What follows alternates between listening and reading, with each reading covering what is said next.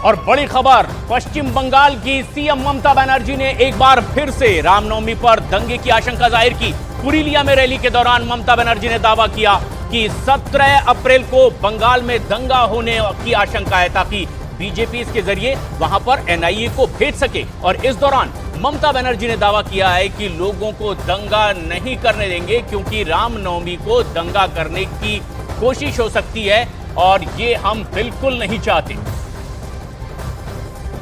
শুধু একটা কথাই বলবো, মিছিল করুন, মিটিং করুন, দাঙ্গা করবেন না। দাঙ্গা করবে ওরা। 19 তারিখে ভোট, 17 তারিখে দাঙ্গা করবে।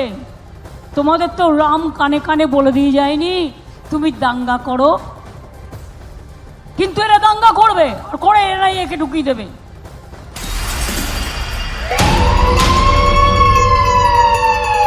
वहीं ममता बनर्जी के रामनवमी पर दंगे वाले बयान पर अब हंगामा खड़ा हो गया है। रामनवमी से पहले ही ममता बनर्जी ने दंगों को लेकर चेतावनी जारी कर दी है और बीजेपी ने सवाल खड़ा किया है कि आखिर सीएम को पहले से दंगे के बारे में कैसे पता चला।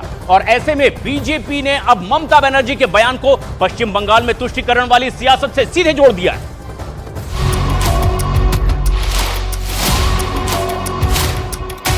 प्रभु राम अपने घर विराजे और ये रामनवमी आ रही है, सज धज के लोग मनाने वाले हैं। हम देखते हैं कितना विरोध करते हो। राम के नाम पर सियासत काम पर।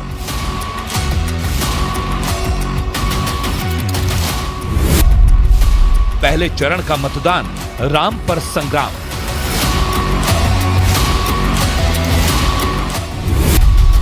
मतदान से पहले ममता को याद आए राम।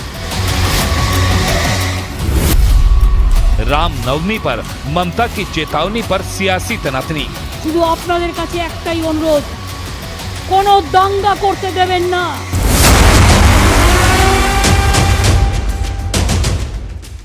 लोकसभा चुनाव के लिए 19 अप्रैल को पहले चरण की वोटिंग होनी है, लेकिन उससे पहले 17 अप्रैल को देश भर में रामनवमी का त्योहार भी मनाया जाएगा।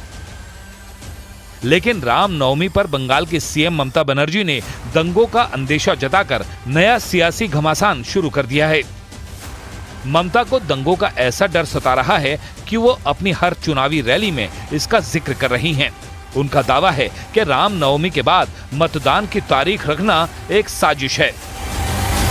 কোনো দাঙ্গা করতে দেবেন না। 19 তারিখে প্রথম ভোট রেখেছে কেন জানেন? অন্নপূর্ণা পূজা আছে 15 তারিখ, আমরা সবাই করি যে পারে। অন্নপূর্ণা মা তো দাঙ্গা করতে বলেনি। 16 তারিখে অষ্টমী আর রামনবমী, ওটাকে রামনবমী বলে, রামনবমী বলি, সেটা হচ্ছে 17 তারিখে। ভোটের আগে দাঙ্গা বাঁধানোর খেলা, তারপরে রাম রাম করে। আমার রামের প্রতি অশ্রদ্ধা নেই, কিন্তু দাঙ্গা করবেন না, দাঙ্গা করে ভোট করবার চেষ্টা করবেন না। তাহলে মনে রাখবেন, দাঙ্গাকারীদের বিরুদ্ধে যত কঠোরতম ব্যবস্থা আমরা নেবই নেব, দাঙ্গাকারীদের ছাড়বো না। बंगाल में रामनवमी पर दंगों का अपना एक इतिहास है। पिछले साल रामनवमी पर बंगाल के अलग अलग शहरों में हुई हिंसा की तस्वीरें अभी भी लोगों के जहन में जिंदा हैं। और चुनाव से ठीक पहले ममता बनर्जी का रामनवमी पर दंगे की आशंका जाहिर करना कई सवाल खड़े कर रहा है। बीजेपी ममता बनर्जी से सवाल कर रही है कि उन्हें कैसे पता कि रामनवमी पर दंगा होगा। बीजेपी ममता पर तुष्टीकरण का आरोप लगा रही है। पिछले साल जहाँ जहाँ पथराव हुए उन इमारतों के, मैं नाम नहीं ले रहा हूँ, नहीं तो फिर सांप्रदायिकता का मेरे ऊपर आएगा, भाजपा पे आएगा। जिस जिस इमारतों से पथराव हुए, क्या भाजपा वहाँ जाके छत पे पत्थर रख गया था? ये शायद उनका गुप्त संकेत कुछ लोगों को है कि 17 अप्रैल के लिए तैयार हो जाओ, जैसे यहाँ पर सांप्रदायिक हिंसा लगे, राइट हो। ये उनका एक गुप्त, मेरे ख्याल से सिग्नल जिसको कहते हैं। अयोध्या में 22 जनवरी को भव्य और दिव्य राम मंदिर में रामलला की प्राण प्रतिष्ठा के बाद सियासी फिजा राममय हो गई और विपक्ष के कई नेता भी राम नाम जपने लगे, जिसका असर ये हुआ कि बंगाल में पहली बार रामनवमी पर सार्वजनिक छुट्टी का ऐलान किया गया। बीजेपी इसे भी ममता का राम को लेकर डर बता रही है। बंगाल की 42 लोकसभा सीटों पर इस बार भी टीएमसी और बीजेपी में सीधी टक्कर मानी जा रही है। 2019 के लोकसभा चुनाव में बीजेपी ने 40% वोट शेयर के साथ 18 सीटें जीती थी और इस बार बीजेपी ने बंगाल में 18 के आंकड़े को 36 ले जाने का लक्ष्य रखा है। और इस लक्ष्य के बीच बीजेपी ममता के रामनवमी पर दिए बयान पर हमलावर हो गई। जो व्यक्ति मुख्यमंत्री के पद पर आसीन हो और law and order is a totally state subject, उसका काम आगाह करना नहीं, व्यवस्था करना है। इससे साफ है कि वो मुख्यमंत्री के रूप में अपने दायित्व का वहन करने में असफल हो रही हैं, परंतु ये बयान पूरी तरीके से निंदनीय, भर्त्सना योग्य और राजनीति की दुर्भावना से प्रेरित है, क्योंकि वो कहने का प्रयास कर रही हैं कि रामनवमी पर ही दंगा हो सकता है। प्रधानमंत्री मोदी ने भी पुष्कर की रैली में रामनवमी का जिक्र किया और रामनवमी का विरोध करने वालों पर कड़ा प्रहार किया। अगर कोई प्राण प्रतिष्ठा में आ गया तो उसको कांग्रेस पार्टी से 6 साल के लिए निकाल दिया।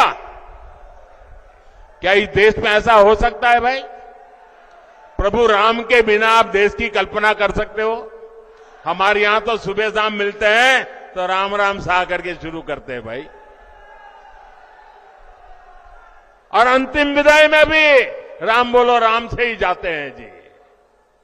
उस राम के खिलाफ इतना गुस्सा